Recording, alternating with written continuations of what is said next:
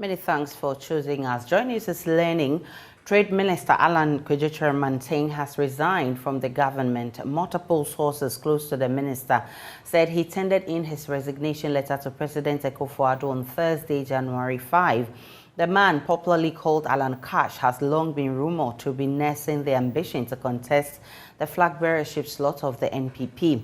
But it's unclear if the resignation is to allow him to concentrate on that ambition. Mr. Kyerematen made an attempt at the leadership of the NPP in 2007, capturing 32.3% of the vote cast.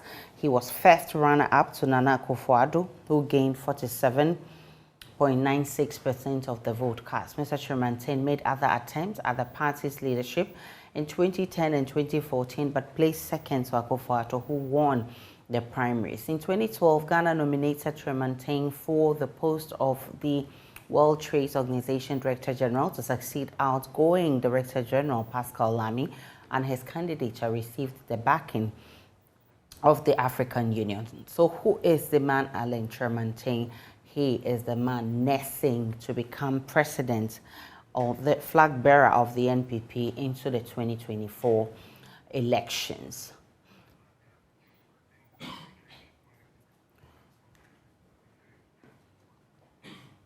We'll be analyzing what this means for the NPP, what it means for the Trade and Industry Ministry, and what it also, who it will take, or what it will take to actually replace Alan Kyerematen. I'll be joined shortly by a political science analyst to do that. Let's talk about other issues. COVID restrictions have been reintroduced. The Ghana Airport Company Limited new directive for passengers arriving from China and other countries starts today, Friday, January 6. Passengers will be required to present a valid negative COVID-19 PCR test result 48 hours prior to departure from the originating country.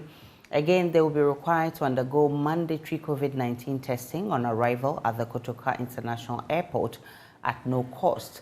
Per the directive, all other passengers originating their journey from elsewhere other than China who are vaccinated or unvaccinated would also be required to present a valid negative COVID-19 test results 48 hours prior to departure from the originating country. Passengers may also be randomly selected and offered tests on arrival, and non-Ghanaians arriving at KIA with fake or forged vaccination certificates will be quarantined and returned to the point of embarkation at their own cost. Dr. Franklin Asedubekwe is Director of Public Health at the Ghana Health Service. He joins me live with more on this. So the directive kickstarts today. How is it going so far, Dr. Asedubekwe?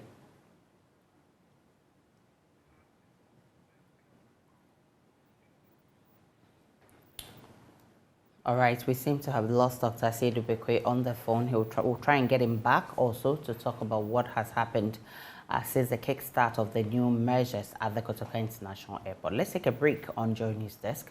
We'll return with more.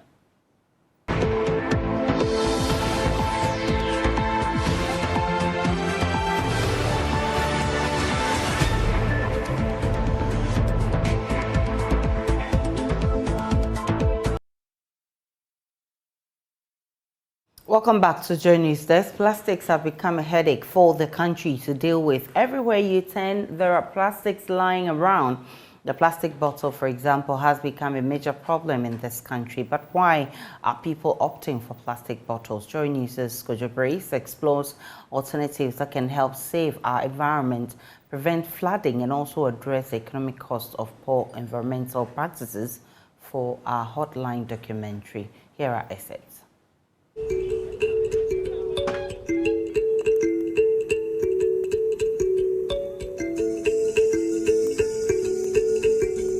The plastic is very simple to take it everywhere. You can use it to travel safe, but the glass, you cannot use the glass to travel. James, a trader at Adabaka, telling me his preference between plastic and glass bottles. He tells me plastic bottles are safe for him than glass bottles. The plastic is good. You see, the plastic, two people cannot use the plastic. Only one person can use the plastic and throw it away. But the glass, you use it, they take it back and go and fill it again. So it will give an infection to people, you understand? But the plastic, you can even throw it away. David, an entrepreneur, shares this reasoning of the plastic bottle being healthier than the glass bottle. I like plastic because of the health issue attached to the plastic. The advice given to us on the radio, so it has gone into our mind that preferably plastic is better. If you handle plastic bottle, it can just fall down and then everything's scattered. But for plastic, you can take it back. But it is not everybody that shares this reasoning. Sam is a regular patron at the popular restaurant in the capital city, Accra. He says, with his knowledge of the negative health implications of plastic bottles, he prefers glass bottles. When it comes to the way we dispose of plastic waste, we don't separate it from the other waste materials. So recycling it becomes a problem, and you go through a lot of cycles to separate them, and cost-wise it's high. So comparing the two, I think bottle will do. Surprisingly, I came across more people who are alert to the health impacts of plastic bottles and are therefore choosing glass bottles. The main reason why I prefer the glass bottles is that whenever you buy, let's take it for instance, with soda, Coke, and mineral and other stuffs, where they are ready to take the breakable bottles from you. But when it comes to the plastic, when you buy Coke plastic, you take it along, and if there is no substitute for keeping it safe, you realize that they will put it in a gutter, they will put it on the floor, and it becomes dead. You understand? So when it comes to the bottle aspect and the plastic aspect, I think I like the bottle aspect. Our penchant for everything plastic, including water, is giving the country a huge headache in terms of managing it. According to the United Nations Environment Programme, plastic pollution is a global problem. Approximately 7 billion of the 9.2 billion tons of plastic produced from 1950 to 2017 became plastic waste, ending up in landfills or dumped. So what do researchers say? Professor William Gordon, a professor at the Environmental Studies at the University of Ghana, says research has shown that people ingest plastic particles from drinking water in a plastic bottle. Recent study looked at bottled water in about 9 different countries. And they looked at around 260 samples. And they found that there was an average of about 325 pieces of microplastic per liter. So if you drink just one bottle of water, the 500 mils, that means in a year you will ingest about 50,000 particles. Now the particles are of different sizes and they have different impacts.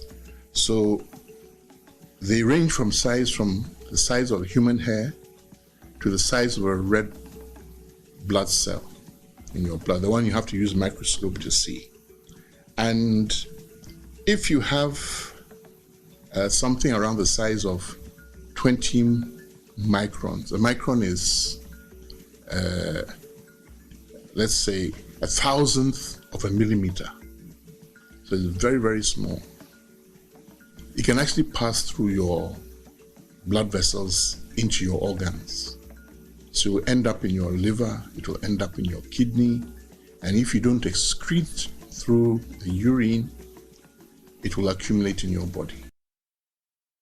We can now go back to our story of Kyerematen, Trade and Industry Minister, resigning and tendering in his resignation letter to government yesterday, Thursday, January 5. The President, Akufo-Addo, on Thursday, tried to convince him to stay. The man, popularly called Alan Cash, has long been rumored to be nursing the ambition to contest the flag bearership slot of the New Patriotic Party, but it's unclear if the resignation is to allow him to concentrate on that ambition. I've been joined by Dr. Asa Asante. He is a senior lecturer at the Department of Political Science at the University of Ghana and also the director at the Center for European Studies. I'm grateful for your time, Dr. Asa Asante. Does this come to you as a surprise, especially as we know the man is nursing the ambition to become the flag bearer of the NPP in 2024, and also because there's been calls for reshuffling? We know that many are also lobbying already for that exercise. If indeed the story you are telling me is true, that he has resigned, I will not have any doubts as to whether the minister will take that decision this time around, because as also a journalist and then as a political scientist, my ears are firmly on the ground, and I know that he will want to contest. So, strictly speaking, I am sure it is in line with that program. I'm not the one speaking for him. I'm speaking as a scientist and what I pick on the ground. So I believe that it's to further that, vision of contesting for election.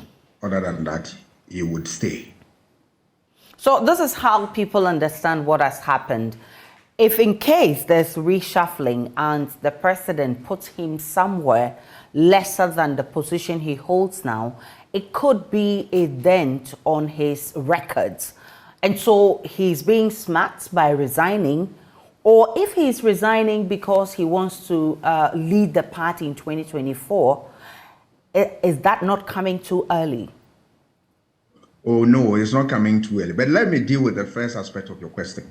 If that's the case that you want to avoid a situation where the president will shortchange him by putting him in a lesser position so that it can affect his political fortune, I'm not sure the president has that intention. And I know he would not go on that tangent just to, cause disaffection within his own party and undermine somebody who has worked very well with the party, served his party very well in his government. I'm not sure that is the intention of the president. No.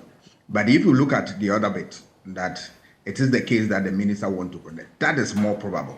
And that he want to contest, then, people have said, all of us have said, that those who want to really contest, they should just leave the seats and then give government free space so that others can come into that political space and come and provide a service for us. But they are there, and instead of working, some of them, I'm not talking about this particular minister, they will be nursing the ambition, they are doing all manner of things, and then it affects or undermines the work that they do as ministers. So I'm sure he has taken a cue from all that people have said, and then he wants to put his seat down and then begin to work properly for what wants to have for himself for 2024. Yeah. We are also told that the president accepted the resignation reluctantly after long hours of meeting, trying to convince him. That actually means that he wants some continuity with him at that ministry. What does his resignation mean to government business? Oh, definitely. Mr. Alan Kyerematen, as we have known him from Kufuor's era up to date, for me, has been a very hardworking man. He's a very honest person, very sincere. And then he has a lot of goodwill and reputation. So if you have such a person in your government, it speaks volume of the caliber of people who are in government. So if we are losing him, obviously the president would do the needful by trying to convince him to stay. But of course, every individual has his own ambition. If that is the ambition of Mr. Kyerematen, he will not budge. He will only say, Mr. President, I thank you, but I need to go out. And it's normal in politics. It doesn't affect the smooth running of the government, because governments are nothing but birds of passage. They come and go. And so are the ministers in government. They will come, they will go. But government remains solid on the ground. So others will step into issue and continue. So I believe that once he is resigned, that's it. The president will fill the vacuum, and then government will run. It will not undermine the effort of government at all. Well, considering that his ministry is a grade A ministry, I mean, it's a very critical ministry. If you take out finance ministry, probably it may be the next, because it deals with businesses, trades, and what have you. What should the president look out for in choosing a replacement for Alan? Yeah, first of all, we have said time and again, even though I acknowledge that there's a political conversation about political debate as to whether competence and loyalty is the key. But I still stand firm to my position that it is competence, because you can have somebody who is 100% loyal to you, but he can be the best incompetent person you can think of. And is that the person that you want? Because every government wants results. So whoever you put into your team as a part of the body of ministers, you want that person to come and perform. So the president will want to consider competence, followed by the person must be a team player.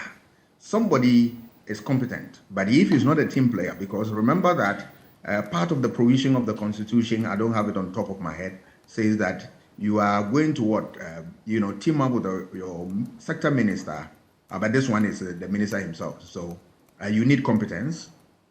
You need also a team player, that he must also be prepared to work with the team that he has in the ministry, the chief director and everybody another, so that you don't superimpose your will on them. It is true that as a minister, you owe it a duty to yourself and your government that you champion the agenda of government, but you need to also consult and confer with your team players. 3, you need also loyalty. Yes, somebody who is loyal to the president, so that the president can trust and confide a lot of things in, so that you and the president will share in the vision of the president.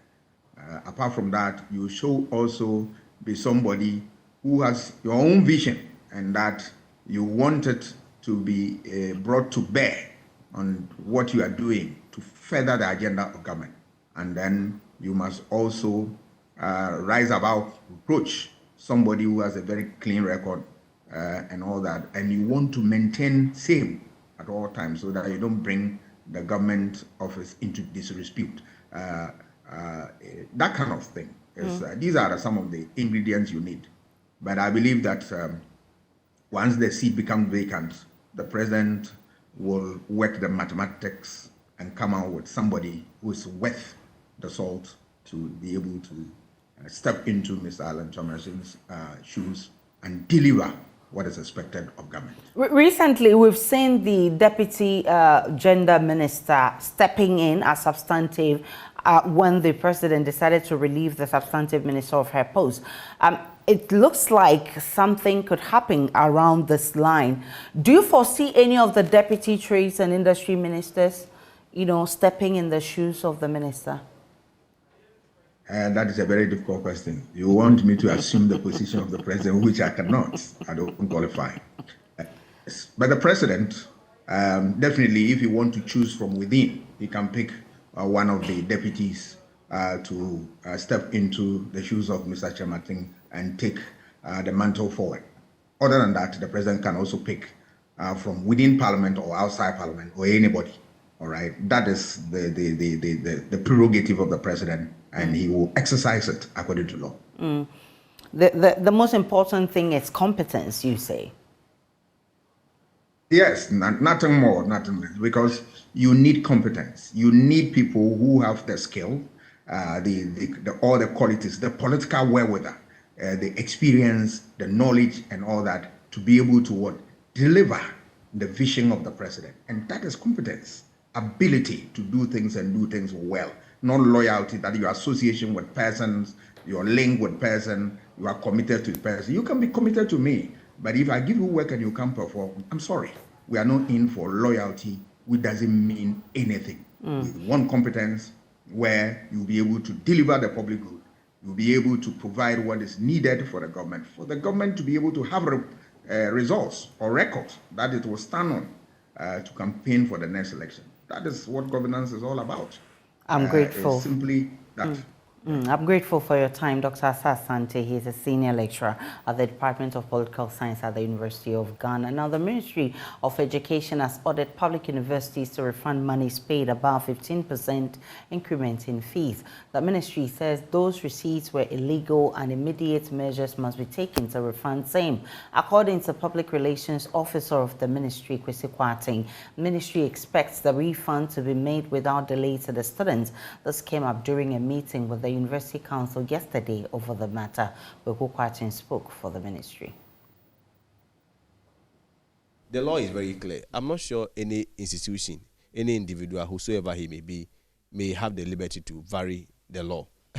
This is not just a parliamentary decision, but a parliamentary decision backed by a law. And the law provides framework upon which such arrangements are supposed to be done. So on what basis will anybody say that for him, Parliament said this and they elected to do what is lower? That is a very subjective approach to implementing or adhering to the law. I'm not sure the law is implemented on the basis of subjectivities and people's discretion and their opinions. The law is the law. Okay. And so if University of Ghana elects that for them they want to charge lesser than what has been approved previously, it's left to them. But what is most important is that Parliament is saying that you are supposed to charge 15% of what you charged last year, and essentially they can't go or vary that directive.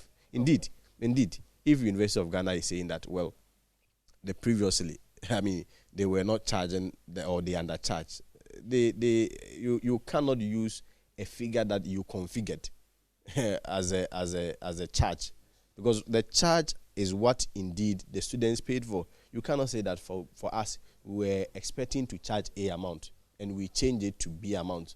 So for that matter, today we are at liberty to charge the configured A amount, where in reality, was never the case. Okay. Now, as they have gone back now, have they given the ministry any timeline as to when they would communicate the position of council to you? Oh, I believe that University of Ghana wants to resolve this thing, same as the Ministry of Education. I am not of the view that they will indeed want to drag this thing. The council know better than myself. The men centered on the council knows the position of the law and they know the right thing. And so we have to give them the liberty.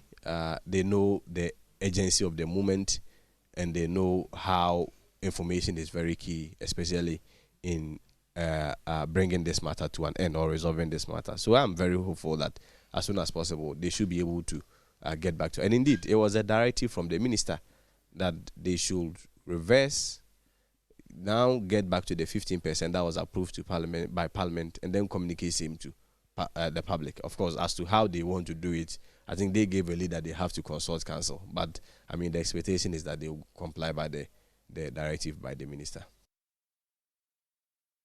Meanwhile, the University of Ghana this morning is insisting that it has complied with the law despite a directive from the Ministry of Education for approved fees to be charged. According to the ministry, its investigations proved that the University of Ghana is the only institution charging about 37 increment instead of the prescribed 15%, but the Pro-Vice Chancellor of the university insists the law has not been violated and adds the Council of the University may have to seek proper interpretation of the law at the appropriate quarters. We have complied already. Let's not argue in circles. We have complied already. The difference is that the base numbers we are using are different. So there needs to be a legal interpretation of which base number we should use. We are using 2019 approved. That was the last time fees were approved. Those were the base figures. Are we to expect an attempt by the university to head to court just to get a clear directive on what the position of the law is before you take any further decision? Well, that is an option for the University Council. The Acting Director General of the Ghana Education Service, Dr. Eric Nkansa, has been confirmed as Substantive Director General of the service. A letter issued on January 4 and signed by the Director of Human Resources at the GES, Angela Frimpoma Nkansa, and addressed to the regional directors of GES, directed that all official correspondence and memoranda should therefore be addressed as such. Congratulations to Dr. Nkansa, Director General, Ghana Education Service. The letter noted, prior to his appointment, he was a technical advisor and director in charge of tertiary education at the Ministry of Education. His appointment took effect on October 19 last year after the President terminated the secondment contract of his predecessor, Professor Kwesi Kwame, who was asked to return to his previous post at the Kwame Nkrumah University of Science and Technology.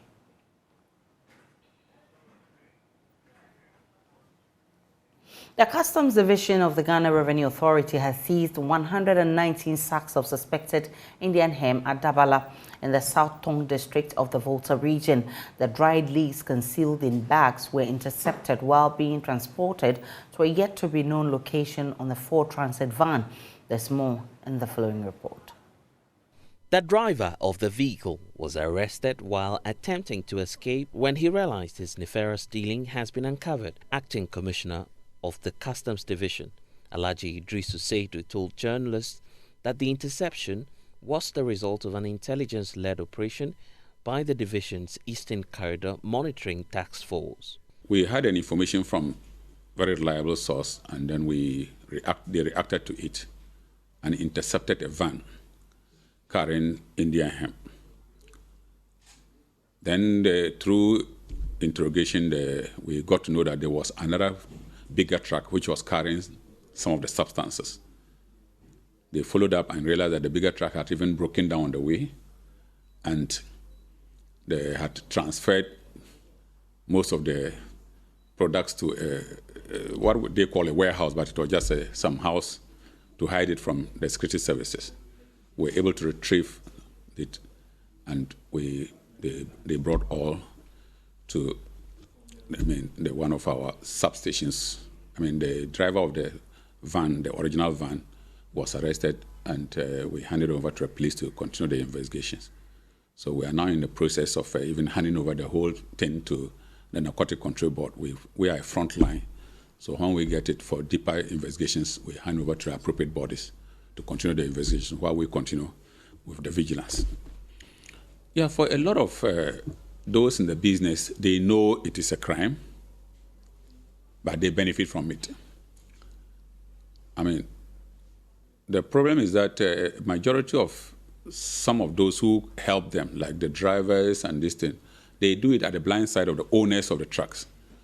And the owner of the trucks suffer because for us, even the truck which has been arrested, the law says it should be seized. He added that the police are pursuing other members of the group who are currently on the run. Those doing it must know that all the law enforcement agencies, from the border to internal, are aware and looking for them. And those who will be caught in it will face the full rigors of the law. So for the young ones, and mostly it is in the young ones who are doing it, they should know that their future, their entire future, and that of their families is at stake, because it's an international fight, and no matter how long you dodge, you will one day be caught. Large contraband seizures have become increasingly common along the border regions, a frequent route for drug trafficking. We'll take a break on JoyNews Desk. We'll be back with more.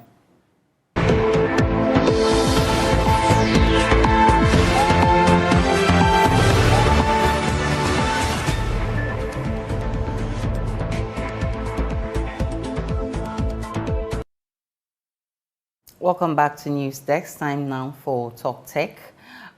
Spike in Nkrumah is joining me via Zoom for more on that. Spikey, what's up? Hi, I'm very well. How are you? What's latest? A lot. So, it's 2023, and every year we have what we call the Consumer Electronics Show, CES, happening right now. And it's a show every tech lover wants to be at, a show every tech lover wishes they could be at.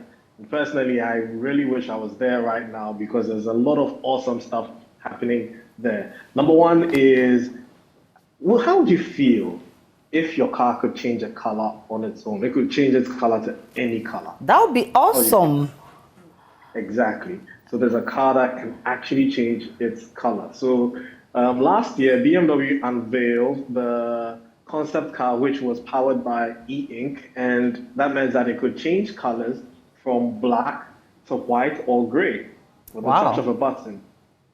And now they've taken it a step further, introducing new technology that allows the car to change color to pretty much any color, up to 32 colors. Wow. And you can even do a combination of colors. So if, let's say, what you're wearing today, you want your car to match the color of what you're wearing today and the pattern of what you're wearing today, you could actually do that. That would be amazing. Wow.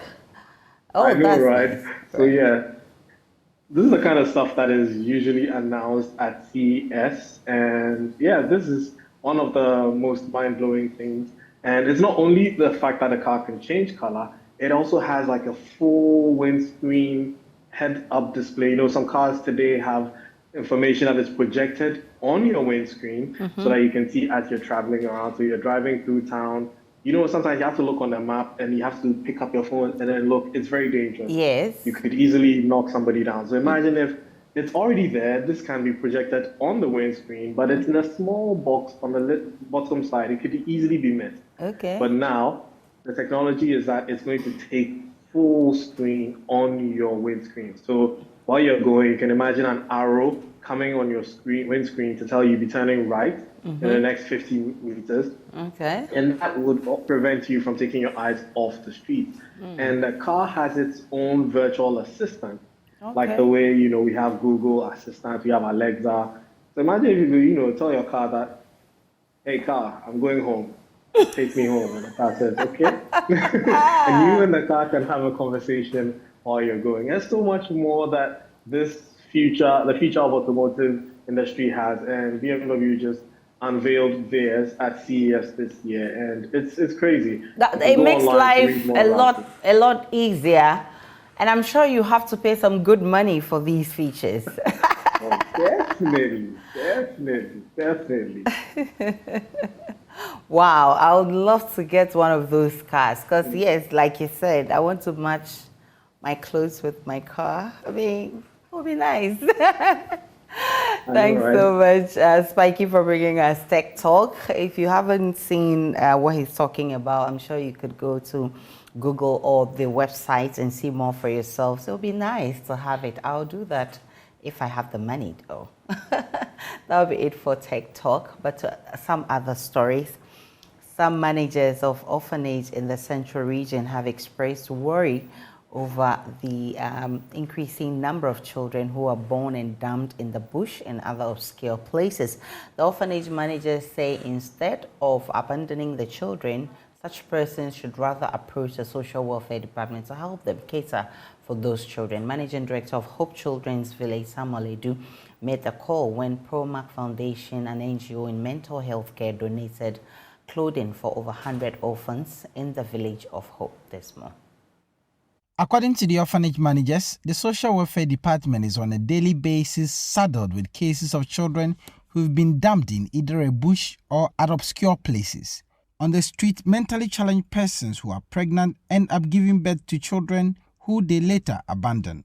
According to the orphanage homes, the phenomenon, coupled with people who give birth and deliberately abandon their children on the street, is increasing the burden of the orphanage homes.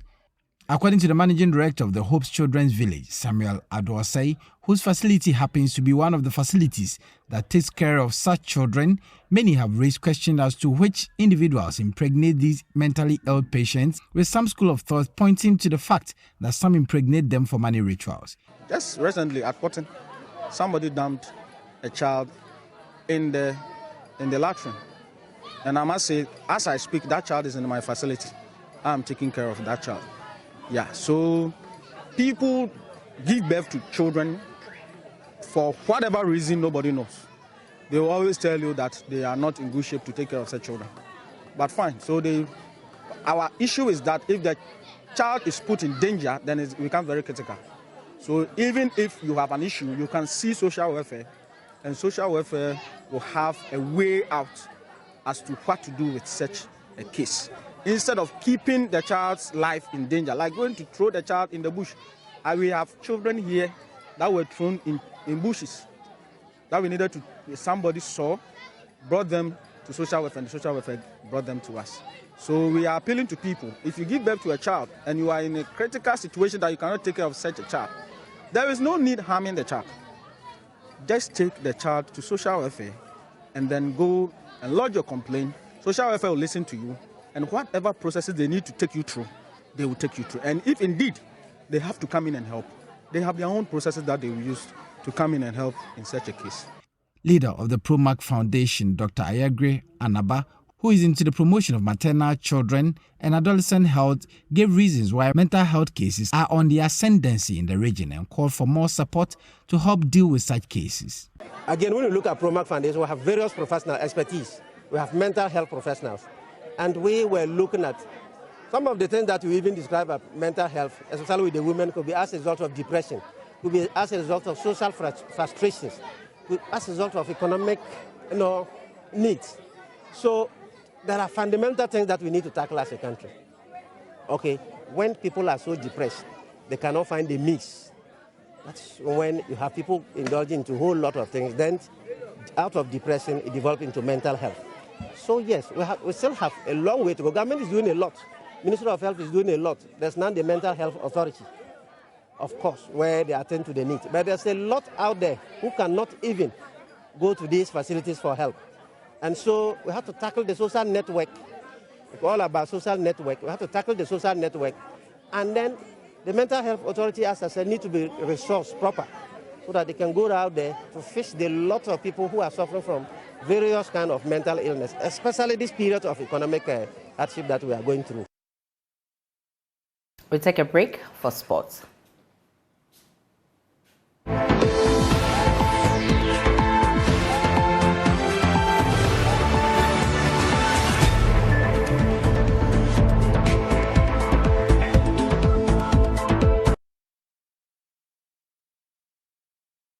Time now for sports. Lawrence is here with the very latest. Hello, Lawrence. Hi, Aisha. And what, the Premier League? Yeah, the Ghana Premier League. You know, the last time we met, I told you it's the most exciting league in the world. Yeah, we are back. We are back. Okay. Again, you know, teams are gradually getting into the mood. They are finding ways to go into the top 10, the top 4, the top 3s. So this weekend, another round of fixtures. 3 interesting matches I'm looking forward to. The first one has to be Great Olympics against Kumasi Asante Kotoko, or Kumasi Asante Kotoko against Great Olympics. All right. Such an interesting rivalry, not as much as Hearts of Oak and Kotoka. Yeah, but then it's also another cracker because both teams are traditional teams, and then you know what it means for these two teams when they come up against each other. Definitely. The sad thing for Great Olympics is that in the last 3 games they have faced Kotoka, they haven't won any. They've lost twice and then they've drawn 1. So that is the news there. Hearts of Oak will welcome newly promoted side Tamale City. Hearts of Oak are looking to overcome last week's loss because they suffered that loss to Bechem United 2-1. Yes. They are hoping to get back to winning ways. The thing about Hearts of Oak is that they are currently without their manager, their head coach, Slavko Matic, who has returned to Serbia to attend to some issues. So we don't know when he'll be back. They are also missing quite a few players. What with the Black Galaxies on national that could explain their performance this time around. Hopefully. Which we, the Hearts of Oak fans, are not happy about. But I feel with a team like Hearts of Oak, you should have that quality to maneuver your ways around some of these without some of these players. Yes. So another game that I will be looking up to is Ediana Stars against Ubeni Gold Stars. Okay. Ediana Stars are top of the league with 20 points. Gold Stars are third with 17 points. So just 3 points difference between these two sides. Should Ubeni Gold Stars beat Ediana, they have a chance to go top. That's bear in mind the results from the Kotoka and the Great Olympics game. So it's an interesting fixture. Other fixtures include Kotoka Royals against Brekum Chelsea will be playing this afternoon. There is also Accra Lions versus Legon Cities. There is Kerala United playing Real Tamale United, Bechem United face Ken Faisal, and so Kyerematen and then Samatex, and then there's Dreams FC against Mediama. Mediama. Yeah. Okay, we'll see how all of that goes. Sure. But Hearts of Oak must really yeah, you need to up your game. I think where the league is going. Yeah. It's better to be in the top 4 at the moment than to try and catch up later when the league seems to be settling. You're so right. Lawrence Radio, I'm grateful that you brought us sports. Thank you so much. And that'll be it for the bulletin as well. My name is Aisha Ibrahim. Many thanks for watching. Log on to myjoyonline.com and get more of the news there. See you again at 12.